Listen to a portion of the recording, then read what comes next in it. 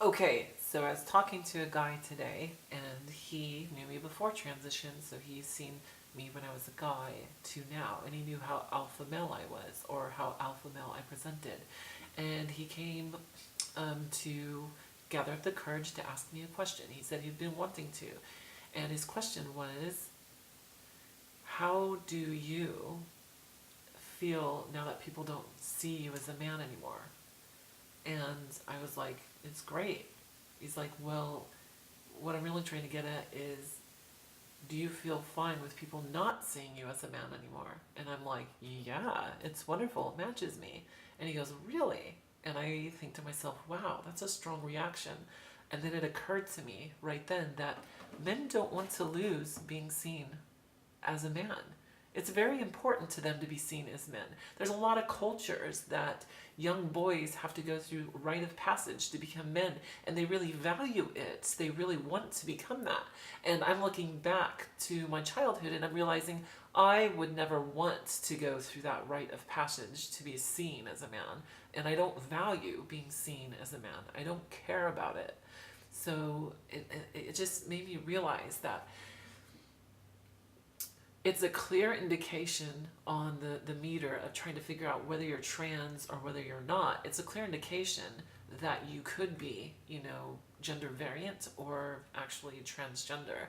So I personally don't have a problem letting go of people seeing me like a man. In fact, I have no problem being seen as even a mutt hybrid, not quite a thoroughbred woman, just as long as they don't see me as a man. It's like, you can look at me as a freak, you can look at me as, anything you want to look at me, but don't look at me like a man, because I hate looking like a man. I've gone through years of that kind of torture and I don't need more of it, basically.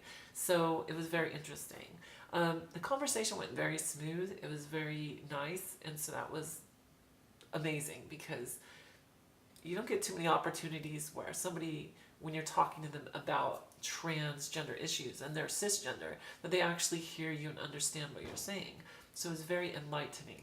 He asked me the question, or wanted to know, would I ever go through that surgery? And I mean, that surgery down there. Oh, sorry. There, my fingers weren't pointing correctly. So down there, and I told him, yeah, I want to, but it's very expensive, and I don't think I can afford it, although I think it would be great to have it, but it's also high maintenance and there's lots of issues that come with it. So I don't know. I'm leaving myself open to it, which he also found interesting. So just reminds me how uneducated people are on the transgender dilemma. But anyways, I just wanted to share that little bit of information and say that's another indication of whether you could or could not be transgender or not. Thanks for watching. Bye bye.